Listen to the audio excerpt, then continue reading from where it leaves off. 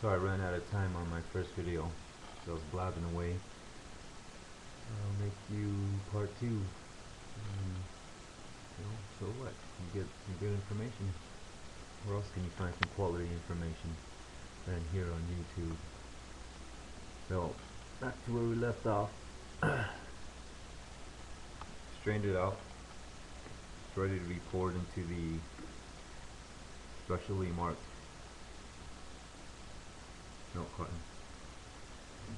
Now this requires a lot of patience because the kefir thickens up. It's not a free-flowing liquid anymore. It's a thick, creamy, almost yogurty drink.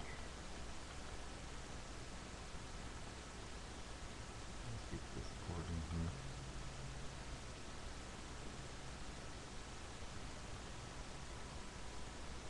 And also, the longer you let this set in the fridge, the more vitamins it will produce. This is just what I learned. I haven't done my own experiments in my own laboratory, but I would someday like to. So let this sit. This will last probably indefinitely in your refrigerator. It won't ever spoil. Kefir has the ability to outcompete any other kind of bacteria or parasite inside of it. It offers it no place to grow, doesn't give it any food, so you're good with that. You can even use soured milk, rotten milk, put in the kefir culture, and the kefir is going to take care of all the bad bacteria, get rid of them for you, so you don't have to waste the milk. You don't have to worry about using fresh milk. Alright, now we're going to pour the milk back into our vessel. Now you could rinse this out, which would be a good idea, but you don't have to. Like I said, kefir kills any other bacteria it comes in contact with. Just how strong it is. Now you might have seen the gray matter in my kefir. What that is Tufa Rock from Mono Lake. From what I heard, it's calcium and magnesium. I put it in the kefir because the acid supposedly breaks it down into a soluble form that the body can absorb. So it makes it bioavailable. Now I haven't done my own experimentation on that either, so I'm just going off of what other people say. And it makes sense because when you buy calcium from the health food store, you need to buy chelated calcium, which means it's been chelated by acid, and it's good for your the chelation helps you absorb it better.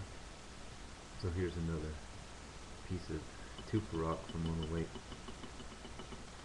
Also, according to Dom's kefir site, he uses coral calcium. He says that the coral calcium gives the kefir an environment that they like better, probably because it buffers the acid, because the acid is actually their waste. So if they're not so overwhelmed by their own waste, they probably have a happier time growing. And you have happy kefir. Alright, put the milk in. Don't fill it up to the top because it expands. If it expands and pressurizes, you won't be able to open it unless you want to get kefir all over the place. It happened to me a couple times, so leave a little bit of gap in there. Now you could let this sit out 1, 2, 3 days. Test it out after the first day, depending on how sour you like it. The more days it sits out, the more it will ferment.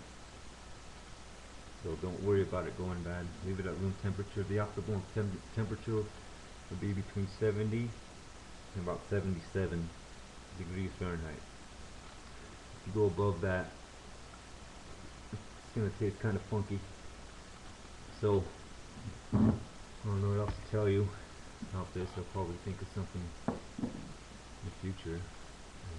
But that's it.